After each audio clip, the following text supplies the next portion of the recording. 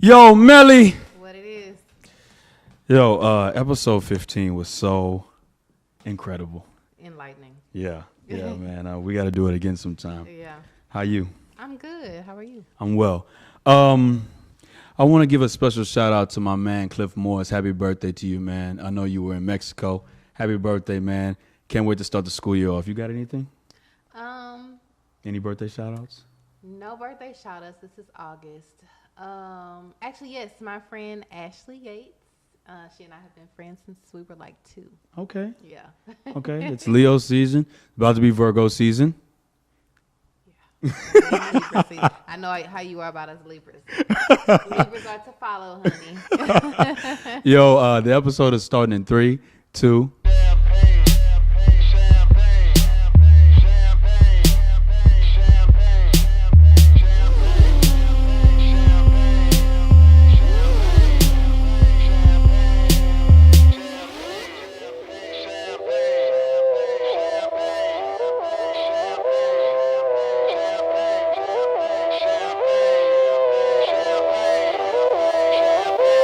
Yo, it feel like 95, Sachi on my body, Biggie, Jigger, Puffy, all that ballin' is a hobby, and I'm wildin' in my wallies, and them valleys, no Pilates, more weight get you more wet, nah that's these. Welcome back to Visionary Movements LLC presents the podcast Who Cares. My name is John Ross, and to my immediate right we got Takara Taylor in the building, and in her lap her son Jamal Taylor. G2. T Melly, what's going on? I'm good, man. I'm vibing. Getting by. You start school soon? I start school tomorrow. Yeah, we'll start work tomorrow too. So the summer is almost officially over. Got to get back to it, get into the classroom and motivate and inspire and uplift these kids to do better in life. That is very nice. This is actually, I started teaching 4 years ago. So this is actually my freshman class, the first class I was teacher of record for. This is their graduating year. Oh. So this is a special year for me. Yeah, it's a milestone. Yeah, 4 years in the game. It's gonna be emotional. It is. It is. I already feel the pull. Yeah. And wanting to be involved in everything that they do this year. But to my immediate left, T Melly, we got my homeboy in the building. A gentleman that was once upon a time my roommate, once upon a time my road dog, still is my road dog, but we live, grown-up men lives now. My brother, we have Philip Adesulu in the building, a.k.a. JPRStyling. What's going on, man? Not much. How you? I'm well, man. I'm grateful for this interview, and I'm glad it's finally come about. It's time to get with the shits, man. I've been waiting for this one, man. And I told him, T-Melly, I was like, listen, before that star rises, I need to get this interview from you. I need to get this interview, and we're gonna come to you. So, what's good with you, man? How you? Same old, man. Melly. So, this is like our third or fourth time getting it right. So earlier we had mentioned that this guy right here actually did the suits at my wedding. My groomsman. He did the suits at my wedding, and this guy, man. So Phil, what we like to do here at Visionary Movements LLC is we like to present our features with a token of our company, man. And I have here, I know you're a graduate of TSU as well as T Melly. We have here a Lutz T-shirt, white and maroon, for you, man. So whenever you get a second, go ahead and take a picture of that and post it on your Instagram. Ladies and gentlemen, make sure you follow me on Instagram. Make sure you follow me on Instagram and Twitter at johnjack_VM_LLC. But Phil, I was excited to do this interview with you, man, because a lot of our community is not aware of your movement and your business and what you mean to the city of Houston, Texas. So before we get into the gist of everything, man, go ahead and talk to us a little bit about who you are, where you're from, and bring us up until the point of, I guess, today. Well, my name is Philip, as you said before. Mm-hmm. I'm from Dallas, Texas, by the way, of Grand Prairie. Okay. Moved to Houston in, 2002 to come to school. Mm-hmm. And Houston sucked me in, and I never left. Okay. And you went to TSU. Yeah. Is it why TSU? Why not U of H? Well, I started at U of H, but I changed my major, and TSU had my major in health information management. Okay. Melly, this guy right here, certain people in your lives, you always know that they're abreast of certain things that you're not abreast to. One of the things that he always had a knack for was the fashion sense. He always, had the freshest gear on. When we did the Timberlands, he had Timberlands, the freshest Timberlands on. When we did the Chucks, he wore the Chucks a certain way. And then after that, I kind of fell off because I still wear Chucks. And I don't wear Timbs as much anymore. I couldn't keep up. Today. I do have them on today. I mean, they're comfortable shoe for me. You know what I mean? Affordable. But Phil, talk to us about your journeys. As far as fashion? Yeah. Well, how you started and what made you jump into it full? Well, I guess it starts from like the beginning. Mm-hmm. I always say that, no matter who you are now, it started from, a reason. Mm-hmm. And I have two main reasons that I think I got into fashion or even actually paid attention to it. It was when I was young, it was Christmas. And my mom, of course, gave me a Christmas list. And the two things that I put on the Christmas list that I really cared for was a cowboy jacket. Dallas Cowboys, by the way, go Cowboys. Was that a starter jacket? There you go. Yeah. It was actually, it was either starter or Apex jacket. Okay. But it was a cowboy jacket, and it was a Sega Genesis, I believe, at the time. And so Christmas actually fell on a Sunday that year, and it was Saturday. And so, Christmas Eve at midnight, my mom let me open a couple gifts. But she picked the gifts that I got to open. And so the gifts that I got to open were honestly just a bunch of clothes. And so I kind of looked at her and was like, what else? And I got in trouble because I wasn't appreciative of the gifts that I got. So then the reason why she let me open the clothes that day was because she wanted me to wear it to church the next day. Mm-hmm. Me, I didn't care about it. I just wanted my Sega and my Dallas Cowboys jacket. But we got to church. I was in trouble, actually. It was funny. We went to church, and we got out of church, and then the pastor's daughter, which was my babysitter, who I had a little crush on, I was probably maybe about 15 to 20 plus feet away from her. And I will never forget when she was like, "Is that Tommy?" And I'm looking like, "No, I'm Phil." And she was like, "No, that's Tommy Hilfiger you wearing."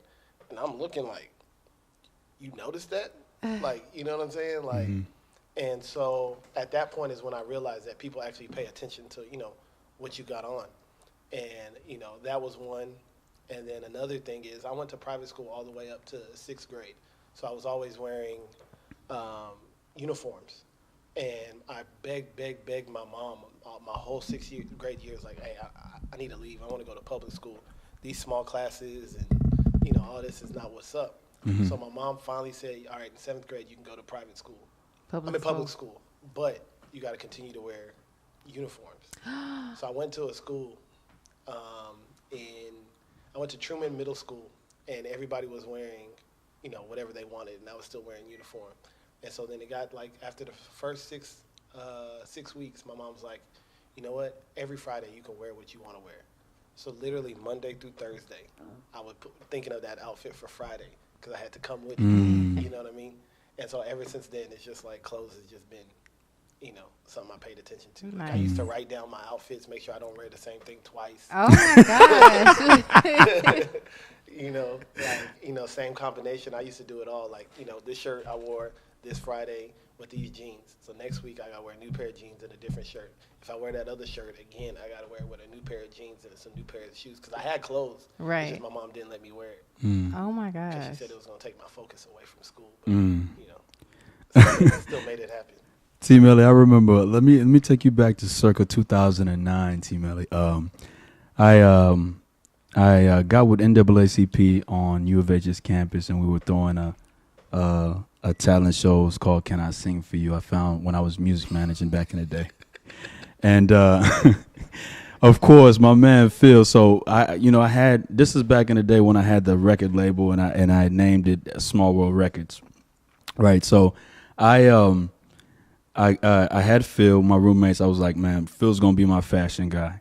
and Mike is going to be the fitness guy because Mike has always been in the gym and working out and stuff like that. So it was going to be our task to get this girl ready for whatever may come in her music career, right? And we were running up and down the mall at Macy's, man, and this man then had picked my outfit out. Hey, man, you need to wear this. This is how you should wear it. This is what you need to wear. Pick my outfit then. And up until 2017, it's been still picking the outfits that every year, back in the day when we used to go out on New Year's Eve to bring in the new year, he would pick the outfit. Hey, this is what you need to rock. This is what you need to rock. Yo, talk to us about the first time in your adult life. I'm talking about post-college, that you knew that this was the career path that you wanted to take. I had when remember in like, what was it 2010, 2011 when I was going back and forth to Dallas? Yeah. So when I was in Dallas, you know, at that moment, you know, my brother was a little too young to always like hang out with. I mean, we're like 7 years apart and we're close, but you know, like hanging out and going out with him wasn't just, you know. And then most of my friends, I actually had moved them or told them to move to Houston. So, you know, my core people were here in Houston. So a lot of things, I mean, really all I did when I was in Dallas was really just work and shop, you know, and then like, you know, go places every once in a while. But, you know, my main things was just working and shopping. And so I used to have a lot of people, especially like church members or family friends that always used to ask like, hey, you know, can you take somebody out shopping for me? Can you take somebody? And I'm like, I mean, really honestly, I'm not always that friendly of a guy. So I was just like, nah, I'm not doing it. And so then I had a family friend who asked me to take her boyfriend at the time out shopping for his 25th birthday. And so she bugged me enough to where I said yes. And then, you know, his personality, he was real like, you know, introvert. He don't talk much. He's kind of chill. I want to say he's like an accountant or something. So he's just used to being in an office. You know, isolated. Yeah. So I took him shopping, and you know, we went to the mall, then we went to the tailor, got his clothes right, and then at his birthday, like I kind of saw like a different person, you know what I mean? And I felt accomplished, I guess you could say, when I actually helped him out. And so that's when I kind of like, it kind of took me back to the movie Hitch. Remember when he was like helping people like, you know, dating and stuff like that. And so I just thought the importance of, you know, helping somebody with confidence through clothes. And that's kind of like when I started focusing a little bit here and there on fashion. So is it safe to say like you're the Hitch of fashion? That's actually one of my things. You know what? Nice. I'm glad you brought that up. Hey, Houston, Texas, y'all take a look at this clip that and I'll bring it back full circle when we watch this clip. Take a look at this clip of Phil back in the day when he's getting started with his company. We'll be right back.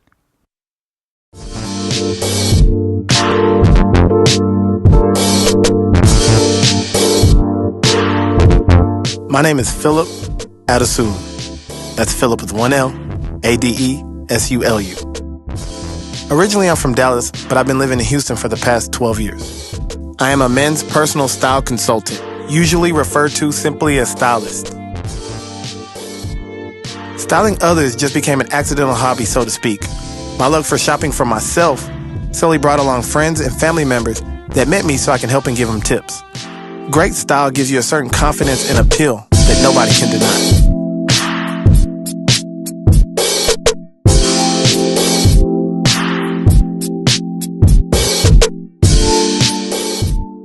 I've always been aware of fashion and very intrigued and engaged about what I put on.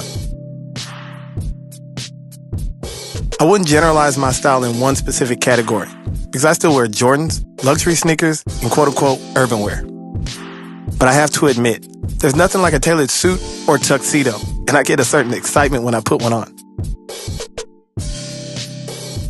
I realized that I enjoyed passing along my knowledge and giving others that confidence. When I first started, I had an idea of being the Hitch of fashion. Hopefully you've seen the movie. I wanted to take a behind-the-scene approach. As you can see, that didn't work very well. My all-time favorite designer is Ralph Lauren. I went through a phase where I was wearing Ralph Lauren head to toe. Now I believe in mixing and matching to find that perfect outfit. No matter what or who you decide to wear, pay attention to the fit. The fit is the most important. Have or find a good tailor and know what works for you. And if you need help, contact me. Because no matter what you put on, it should just feel right.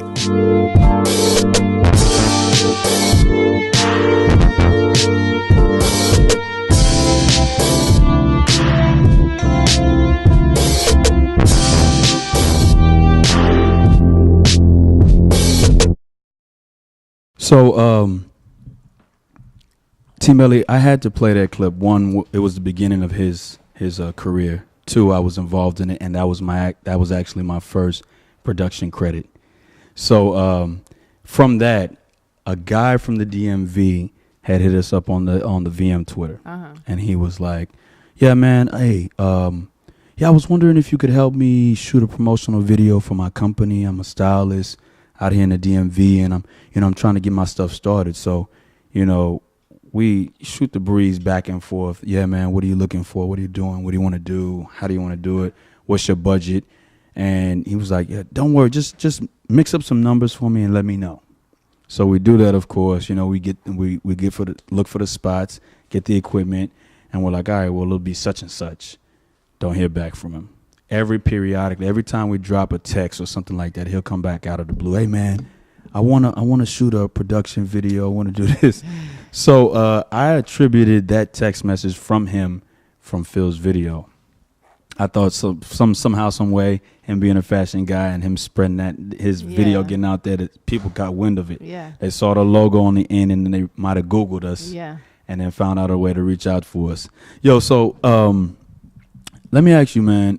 In the video, you mentioned that you always, and it doesn't matter what it is, but a suit. A suit is when you put on something about putting on a suit. Why a suit?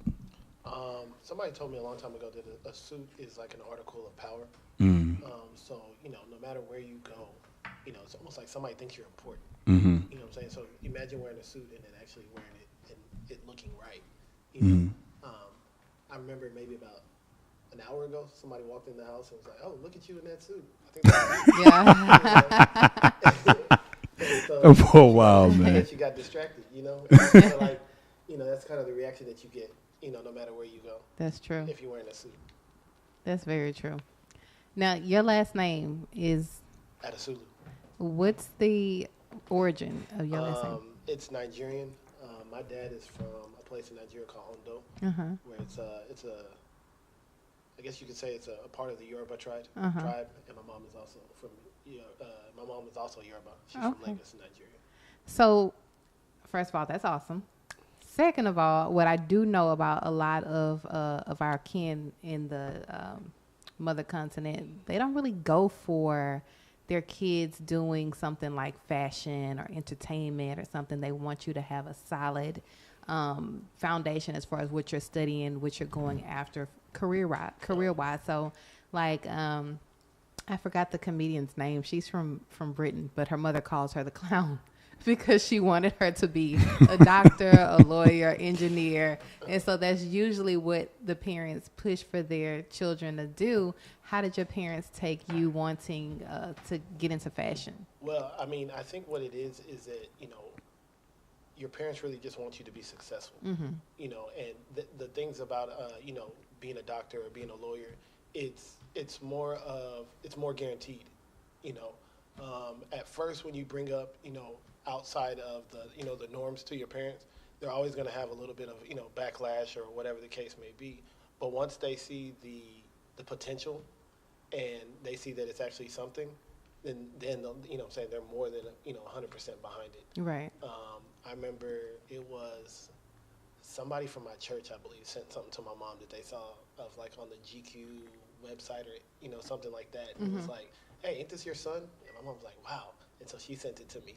You know what I mean? And then before you know it, she was 100% behind it too. Right. And I honestly think that she wasn't against it from the jump. I think she just wanted it to be more of a side hustle than the actual hustle, I guess you could say. No doubt. But then once she realized the potential in it, then she bought in. Yeah, she bought in. Nice. Yeah. So what is this about the GQ magazine? What happened now? I think it was at one point I was posting pictures of myself on Instagram, because when I first started I wasn't really posting pictures of myself because honestly don't like to be on camera and stuff like that.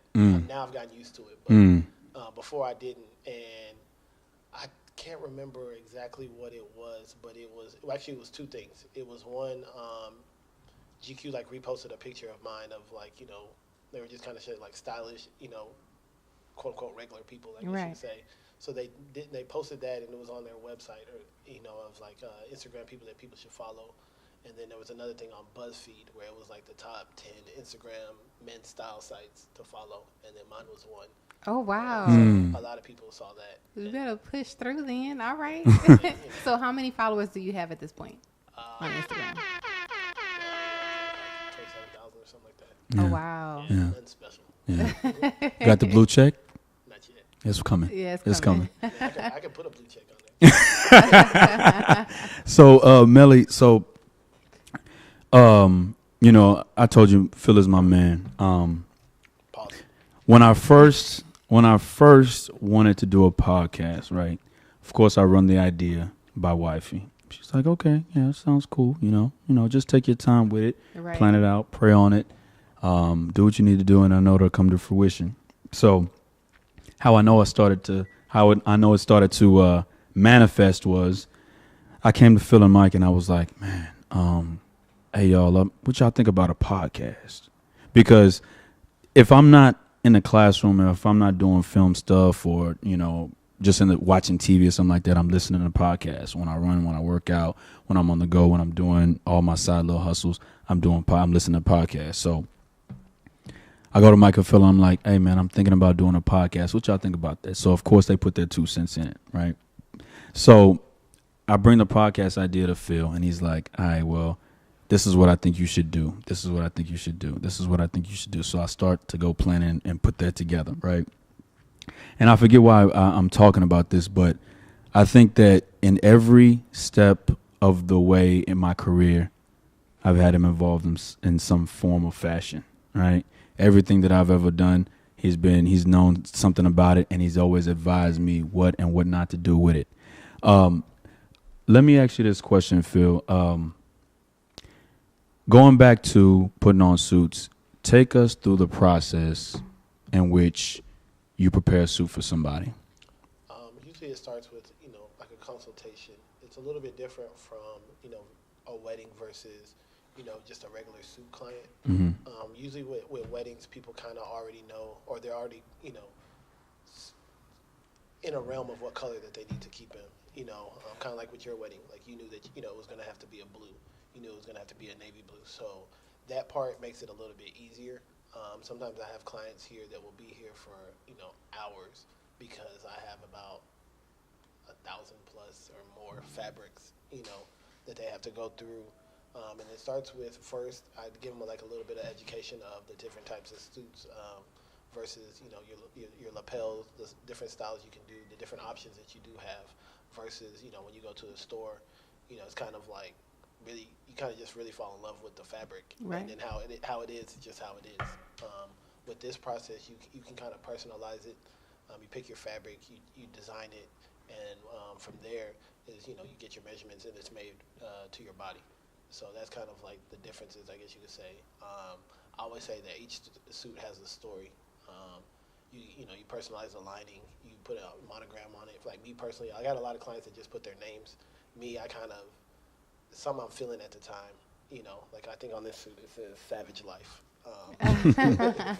So you just look down and it's a constant reminder of what you, okay. Yeah, it kind of just brings you back to that point. So like I said, each suit kind of has its own story. Nice. Kind of how you feeling at the time. Me, I was probably listening to Webby or something when I decided that not Lil Webby. I needed this suit, so that's how I became Savage Life.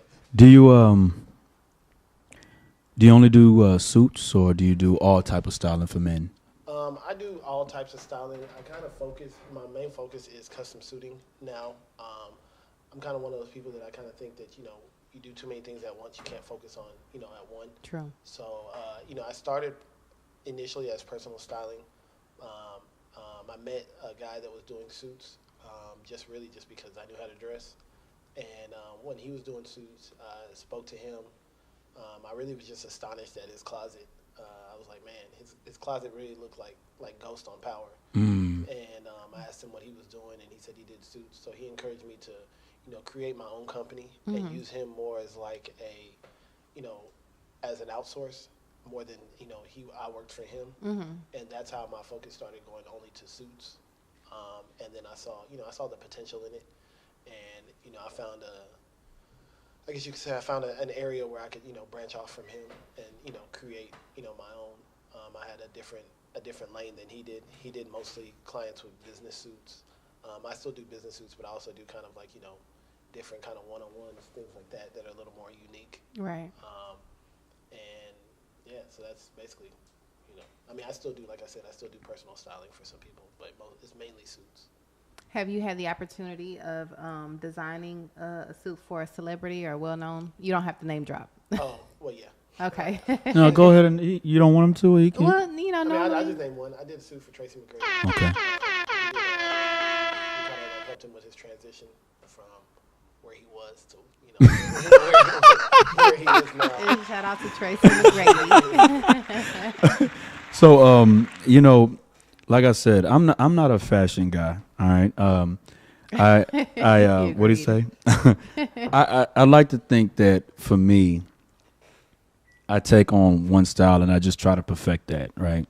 So I really I'm not too much of a, I don't have all these different type of colors. I keep the consistency, the whites, Can I tell a story? the blacks, and the grays. Yeah, sure. Yeah, go ahead.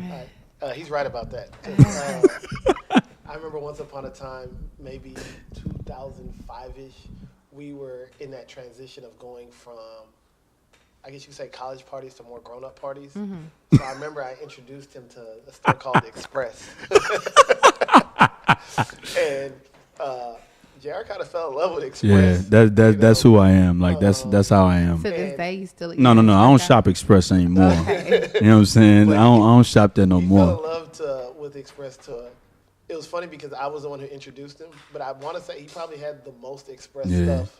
Yeah, I'll find like that's just my personality. Like I find something that I like, and then it just becomes everything. Yeah. You know what I'm saying? And then, I mean, I remember there was a time where I had to tell him, I said, JR, stop shopping at Express. And he was like, yo, B, I got a card. Yeah, man. Oh, thank God for forward progression, man. But like I was saying, I'm your grays, your blacks, your whites. I get a neutral color pair of jeans, and I get like the Chuck Taylors, a solid pair, white, gray, whatever, right? Let me ask you this. What's the most important piece of a man's wardrobe to you? Because, and before you answer that, because I thought at one point that if you have all of these shoes, that it'd be easier to dress because, I mean, he said earlier that he didn't repeat. Me, I'm a repeat. Okay. So if you have all these shoes, right, it'd just be easy. Okay. Well, I put these shoes on here and I could snatch that shirt. And even if I wore these jeans yesterday, these shoes are different. So these shoes would go with these jeans too. And I could take this shirt. What's the most important piece of a man's wardrobe to you? I mean, I would still say shoes, but I think the most important thing when it comes to wearing clothes is just your own personal creativity. Certain things, technically some people will say don't go together. Mm-hmm. You remember back in the day when they was like, blue and black don't go together, mm-hmm. or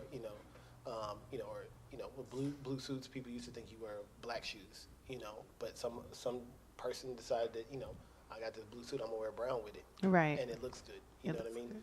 So I think it's a lot of times your creativity, and then you always want to wear something that you feel comfortable in.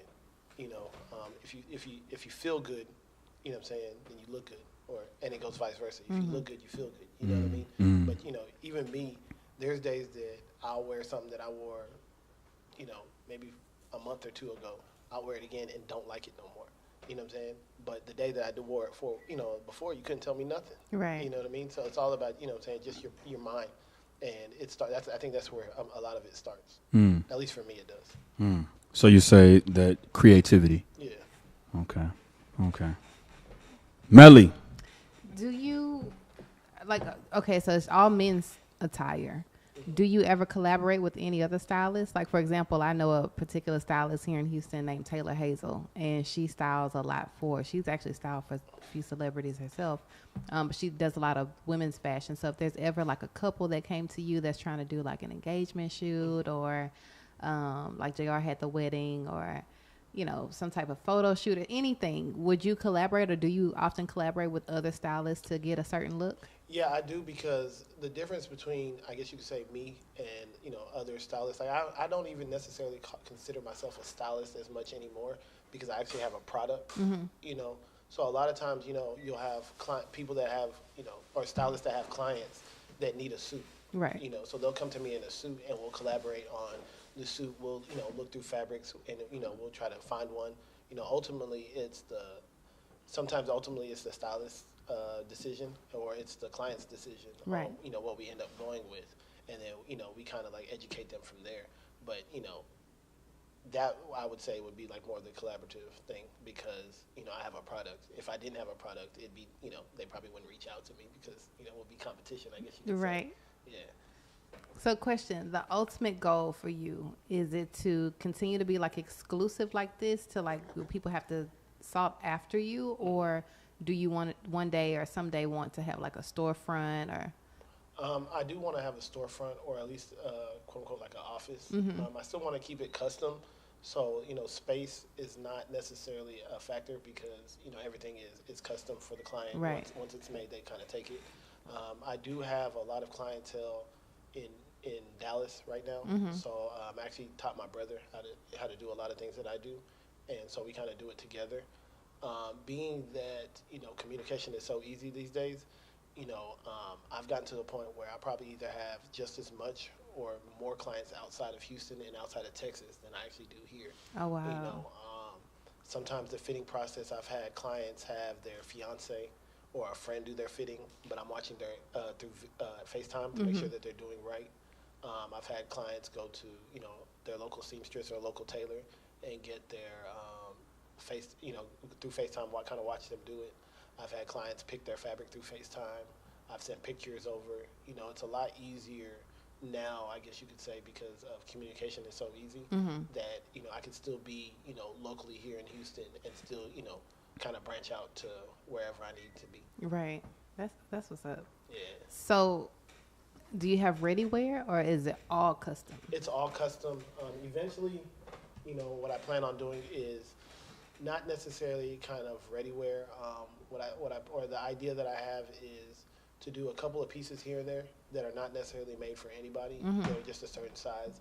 That's kind of, you know, and that to me would help drive, you know, certain pieces kind of like this one right here. Like I kind of just made that one for myself. I absolutely love that though. I believe I have maybe enough fabric to make maybe two more. And I haven't even really put it out there. I'm still thinking about keeping it for myself. But yeah, so that's what I plan on doing as far as that is, you know, make, you know, certain pieces and just kind of like, you know, in a way auctioning it off to, you know, not necessarily the highest bidder, but the first bidder. Right. And then, you know, maybe eventually down the line, you know, I kind of only think, you know, through this year. And then, you know, maybe next year, you know, that might be something that comes up. Right. So it's suits, but are there suit accessories as well, like your ties, bows? For most of my clients, I kind of like help them with that. Not necessarily something that comes directly from me. I have a partnership with a guy called Well Groomed Man. He does a lot of custom bow ties, and I believe he did both of those bow ties that right there. Yeah. He did the bow tie for your wedding as well. Yeah. Every time I wear that bow tie, he likes the picture. He likes the picture that I made. So I kind of like that. You know, I kind of find, you know, with our community, a lot of times is everybody wants to create a lot of competitions, and I kind of want to create partnerships. Right. So he sends me a lot of clients. I send him a lot of clients. We have a good relationship. I trust him. He trusts me. And you know, I kind of want to keep it at that with different things like that. Because I mean, I do suit shirts and suit shirts and pants and blazers. I can do, you know, overcoats and, you know, things like that. And as far as accessories, you know, if somebody says, hey, it's their wedding, they need a bow tie. I'm like, hey, I got this guy that does custom bow ties. Nice. You need to go to him. That's something I actually heard Issa Rae talk about. You know, I know it's a different genre than fashion, but she was saying a lot of people want to reach up to communicate, you know, for networking. Like you want to reach up to Steven Spielberg and Tyler Perry and this and the other, but instead it's people like right next to you that's just as talented that you can collaborate with, and then y'all can grow together. That's what I like about her. Yeah. That's what I like That's about really her. smart. So I have this. We have this segment called Optimistic, Pessimistic, and Realist. Tell me in your eyes and your viewpoint, can anybody see fashion? Are you optimistic, pessimistic, or realist about anybody seeing fashion? I mean, I guess it depends on your definition of fashion. Mm-hmm. You know, just because I might not necessarily like your style, you may see fashion in your own eyes. Mm-hmm. You know, like I said, it's about your own creativity and it's about you feeling good. So, you know, you may dress totally different to me, but that's how you feel good. So, yeah, you know what I mean? That's your fashion. So that brings me to my next question. So, and I don't want to put you in a position to down anybody else, but like, I don't even know what Kanye West's clothesline is because I was trying to understand it. I am one of those people that can consume art and be very appreciative of it. But that I just couldn't get with it because there was nothing, you know, like what you do. As soon as I came up, like my eyes went to these mannequins and then it went to you. Facts. You know, but if I'm seeing somebody on the side of the road with like a torn up shirt, you know, it just doesn't speak to me because that doesn't have to be high fashion. That could just be somebody that, you know, just had some clothes for a long time. You know, what do I tell my mom sometimes? You never can understand things you don't understand. You know what I mean? Right. And I don't even try. I don't even wreck my brain trying to try. You know, there's certain pieces that I've seen that, you know, you may be able to incorporate, but, you know, all together as one, it looks like hobo clothing. Right. So he's just a name. Him? Yeah. You know, with social media these days, you know, once I always tell people it's like, you know, we call it, you know, quote unquote followers, you know, and I always think that once people have bought into you as a follower, that you can tell them the sky is red and they might just believe you. Facts. You know what I mean? Facts. So, you know, it's one of those things where, you know, you can create a change, you can create a divide, you can create a lot if you know what I'm saying, if you have that following behind you, because, you know, with a lot of things with social media, you know, not everybody, don't get me wrong, but a lot of people that do follow you that don't necessarily know you, you know, they might be envious of you, or they might, you know, like you, you know, genuinely, or whatever the case may be. So, you know, once they've bought into that and they've gotten it, it's not necessarily like a mind trick, but it's just kind of like one of those things where, hey, you know, that's they cool look to you for their next move. Yeah. So, have you dealt with in your career right now? Have you dealt with any adversity yet? Has anybody ever been like, well, don't go with him. His style is this or his style is that? I mean, I think with anything you do, not everybody's going to agree with, you know, what you do. You kind of like, you know, at the end of the day, you want to protect your brand. I've had clients that I've actually had only one client that I don't think they were necessarily happy with the product that they got. And in all honesty, it was one of those things where, matter of fact, I'll tell you a story. So I got him a suit. He was a bigger guy. I got him the suit. He kind of complained about it, or he made some suggestions to it. So I honestly looked at it and didn't see a problem. So what I did is I said, okay, you know what? And I was at his house at the time. And I was like, tell me something that you do like. You know, what do you have in your closet that you do like?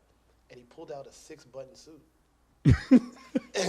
And I realized the divide is too much. Right. You know what I mean? Like, you're not going to get what I'm coming for. Like, okay, so for those that don't know, the difference between a 6-button suit, a 3, and a 2. Go. The 6-button suit is like maybe the 90s. Okay. 98. You're talking about periods. Yeah. Okay. Like, that's just the old, like, I mean, I wore a 6-button suit to my prom. And at the time, I looked up to Michael Irvin and Deion Sanders. And, you know, I think I looked like a... Those are the Milli Vanilli suits. Yeah, I think I looked like a... what's the word I'm looking for that I can't use? I felt like I looked like a Negro pastor. Yo, no knock. Yeah, I know some pastors still wear them type of suits. Yeah, you know, and so I realized, you know, it was, you know, it's kind of one of those things where, you know, if I'm saying 2 + 2 is 4, and it's 4, but this guy's saying it's 5, you know what I mean? Like, we're never going to be on the same wavelength. So you don't think that getting him maybe 3 buttons, your style would have been beneficial for him, or what? It wasn't necessarily the style because he wanted the 2-button suit, Mm-hmm. but it was the fit of it. But once I saw what he's used to, I realized that, that's not a product that I would want to, endorse. What was wrong with the fit of his suit? He thought it was a little too tight. But Your suit or his suit? No, his suit on him. The one that you got him. Yeah, the one that I got him. He didn't like the fit. He was saying that, it has this, it has that, but it looked like a great fit to me. You know what I mean? And that's why, I saw the divide when we were having the conversation. So, initially, I was kind of confused at the time because, I looked at it and was like, dang, you look good. You know what I mean? Mm-hmm. And so then, he brought a suit that he had, and I saw the difference, and I said, whoa. So the suit that he had, how did you feel in regards to that suit? I know it wasn't your type of style, but did you feel that you could work your magic on a suit like that? There ain't no magic. It was that bad. That needed to be at Goodwill.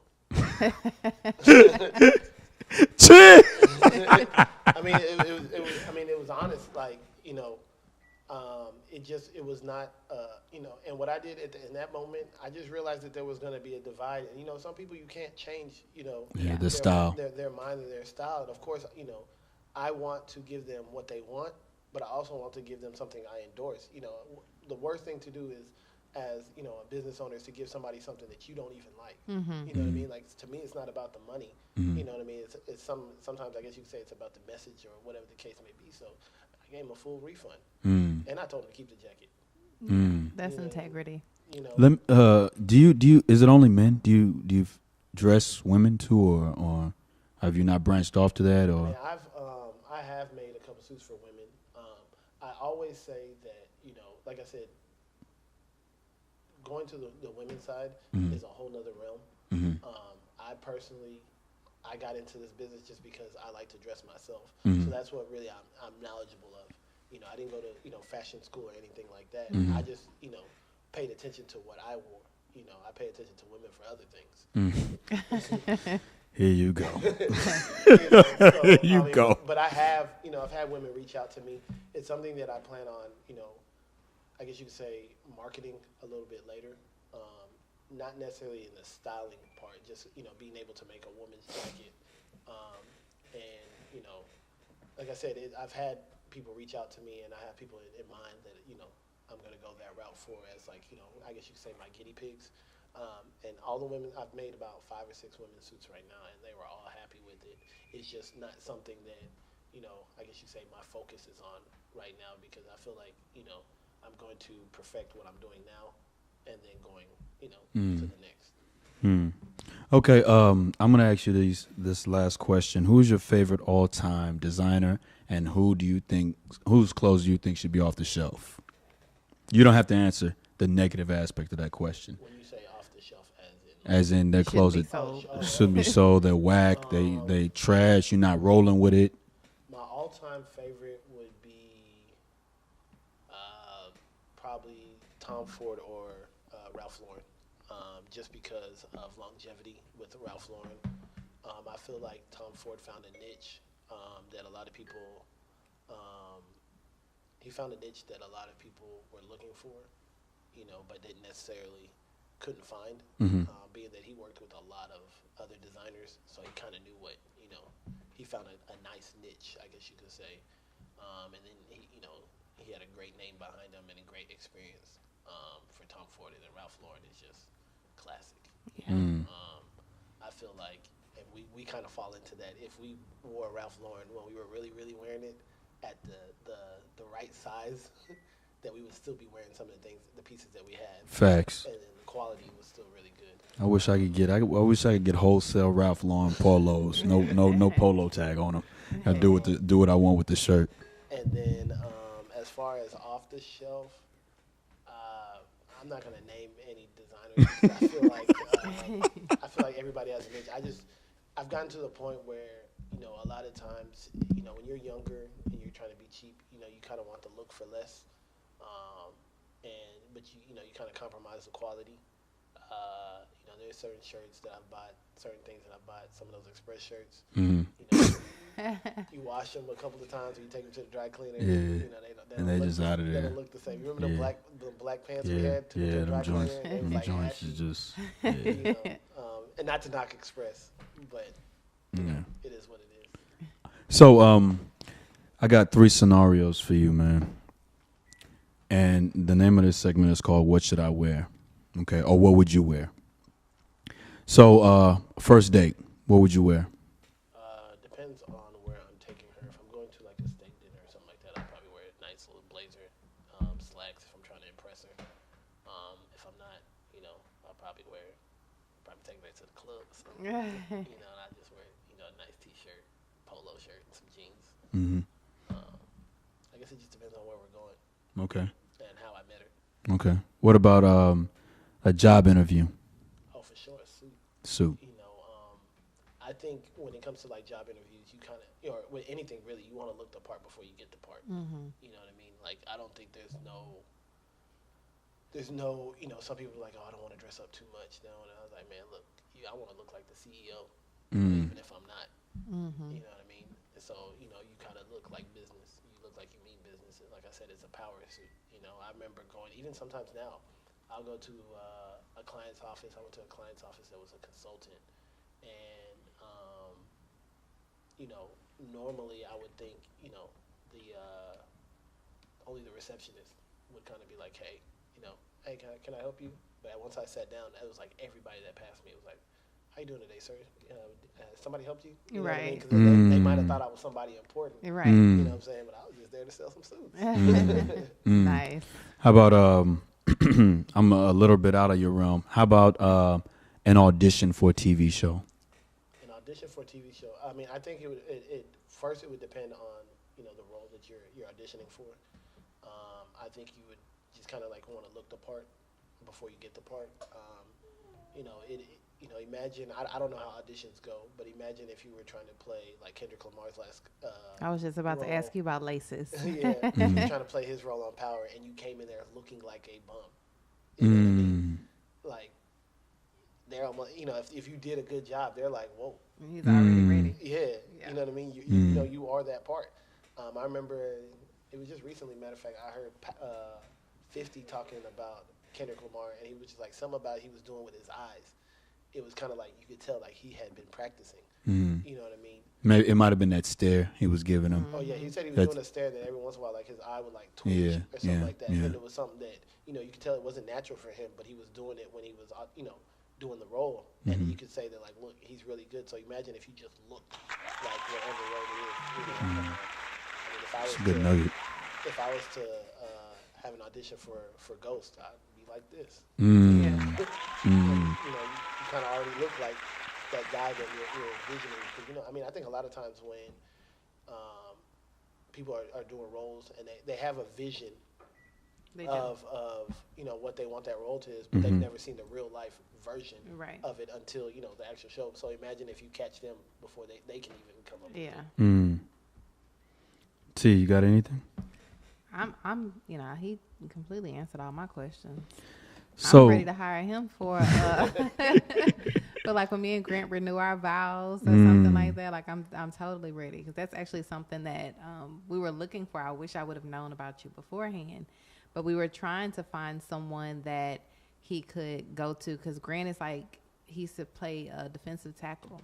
he's a solid dude. Yeah, he's really solid. About 6. What is he? 6 foot? He's 6 foot even, but 6 he's foot, really but a solid dude.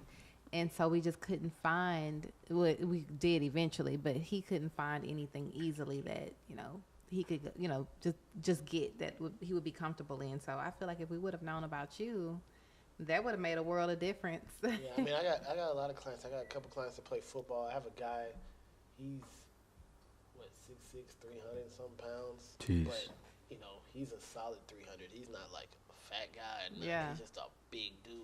Yeah. And then I have all shapes, body styles. I have it all as clients, you know. And, you know, sometimes even with their, you know, depending on their body shape, it'll detect, you know, different styles. Right. That, you know, that I suggest to them. Of course, you know, at the end of the day, I'll get them what they want. But, you know, depending on the body style, you know, they can get what they want. Right. Did you ever did you see Fab's Gucci outfit? Which one? Okay, well, it's not important if you didn't see it. I was listening to a podcast the other day, and they were clowning him about it. They said that the thing about Fab tries to push the envelope. Certain things work, some things don't. One thing that I think a lot of people don't like that I like is that he wears an anklet. You know what I mean? Like. Well, I don't know what that is. An ankle bracelet? Yeah, like an anklet. Oh. He has like a big one that he wears on the leg, and I thought it was actually pretty cool. You know what I mean? That a lot of people might not like, but I feel like most men would be like, that's not for a man. I mean, of course his is thick and had diamonds in it and stuff like that, but I think he pushes the envelope a lot of it. A lot of times, I think he fits into what he's always been. He's just kind of mastered the art of switching it up a little bit. He's got the jerseys and matching hat, but he might wear the same thing matching, head to toe. It's just not a jersey and a hat like he used to back in the day. I kind of like his style. Sometimes I think, of course, it's hit or miss sometimes. Yeah. So what do you think about Russell Westbrook's style? Next question. No. I think for him, it fits him. I think it fits his personality. I think it was one of those things where he let media, because if you remember, there was a shirt he wore. I can't remember. It was white. It had like zebras or something on it. I forgot what it was. And people made a big deal about it, like in the playoffs maybe about 3-4 years ago. Mm-hmm. And I think it was one of those things where, he branded himself as the guy that's just going to try some things. It's not something that I would wear. Right. But if he feels comfortable in it, hey, go for it. And LeBron's latest fashion faux pas, sort of. With the shorts? Yeah. What did you think about that? I wore a jacket with shorts before, so. Really? Yeah, I don't have no problem with it. Did you have the Birkin bag, too? No, I didn't have the bag. But, I think it's funny because at one point I had a couple clients that play for the Rockets. Mm-hmm. And some of the things that, when they have the bags and stuff like that, it's actually kind of normal for them to have, some guys walk around with their toiletry bag. Some guys walked around with, people like with the other bags where they put the stuff in where it's actually a laptop bag, but they have, their stuff that they have for game days. Mm-hmm. So I guess it was kind of something that, it's not as crazy as it is to me anymore. Me personally, I was in Miami. I used to really, really clown like the crossbody bags that the guys was wearing. Yeah. And then I was in Miami. I was in Miami and I was like, that would really come in handy right now because I'm putting all this stuff in my pocket that I didn't want to. And I was like, you know what? I can kind of see where it makes sense. Right. Because that's a European thing. Yeah. And when, when you're keeping stuff on you where it's just not, I had my wallet, I had my, what's it called? I had my wallet, I had my external charger, just little things that you wanted to keep with you. And you were like, man, if I had, a bag, sometimes you don't want to carry a backpack because, and I think really where it came from, in Paris, there's a lot of pickpocketers and there's a lot of, they always tell you, like, even if you have a backpack because it's behind you, to lock it up so that people don't, get your stuff. But if you have your stuff, on you and you can see it, nobody can get your things. Right. And I think that's kind of like, something that came from that. Because my cousin, when he went to Paris, before I went, he kind of like warned me. He was like, hey man, pickpocketers out there are good. So make sure the stuff that you have, if you have your backpack, you lock it up so they can't get into the zipper. Or he's like, some people used to wear their backpacks in the front so they can see, somebody trying to get the stuff. So I think it's just kind of like an evolution from that. I did not know that. Yeah. Who's the best dressed athlete? Best dressed. Best dressed. I like Tom Brady. I actually like LeBron because I think Tom Brady's more of suit and tie, kind of like business. Business is business. I like LeBron because he switches it up. I guess you could say it'd probably be my two. No David Beckham? I don't even pay attention to him really. So. But he's not bad though. He's not bad. I mean, I've only seen him in like fashion shots. I haven't really just seen him out like the way we see LeBron and stuff like. Yeah, I like Cristiano Ronaldo too. I think he has he's European. I mean, the European guys they kind of they got a head start on everybody. Yeah. Yeah. So I want to wrap this EP up with this quote. No matter what you put on, it should just feel right. Nice. Have you heard of that one before? Yeah, because I made it. That's his quote. By JPR or by Phil Adesulu. So, songs of the week. Explain it to him, T. Melly. So any particular song that caught your ears, may have given you an eargasm or anything like that you want people to listen to? Right now, I listen to a lot of Gunna. He has a song called Spending Addiction. He has a song called Sold Out Dates. And then I like Drake, Nonstop. I like Talk Up with Jay-Z. Of course. And I like Friends from the Carters. Oh, yeah. I'm going to go with, of course, the greatest rapper alive, Nas, You Know My Style, and my second favorite rapper, Jay-Z, Change Clothes. I just have one. It's Doja Cat, and it's So High. It's so hot? So high. Oh, so high. So high. Anything else? Does it? Melly? No, I want to know his handles. Yeah. Social media handles. It just feels right. The Phil is PHIL. And JPRStyling, JPRStyling. And I am John Jack _VM _LLC. T. That's just like JUS or JUST? Okay. PHILRIGHT. Perfect. I'm not on social media. You were waiting for her to say that, right? Nah, she been saying that. I've been waiting for her to drop her tags, but I'll be tagging on every picture, though. I'm going to get on social media to, I get on there. Yo, Houston, Texas, like we always do at this time, my name is John Ross, and to my immediate right, we got Takara Taylor in the building with Jamal Taylor, and across from her, we got Phil Adesulu, a.k.a. Just Feels Right on Instagram. Make sure that you tune into episode 15 on the website, visionarymovements.com. You can follow us on iTunes and on SoundCloud. Until we see y'all again in episode 17. T. Melly. Out. We gone.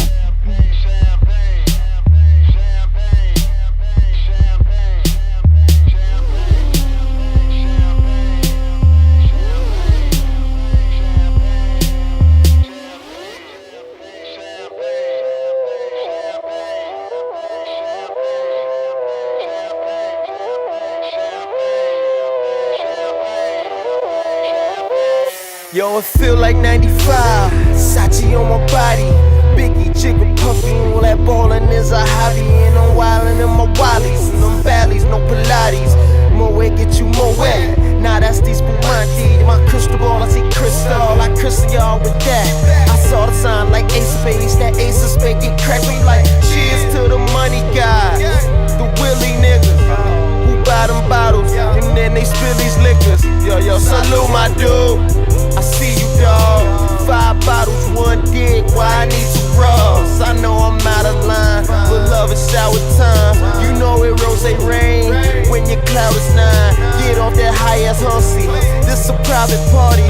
Been on my dick too long. Your breath on private party. You gon' be nice or naughty. These walls on priceless Audi. This the upper crust. Fuck is up. Over and done. Overdose. Yes, we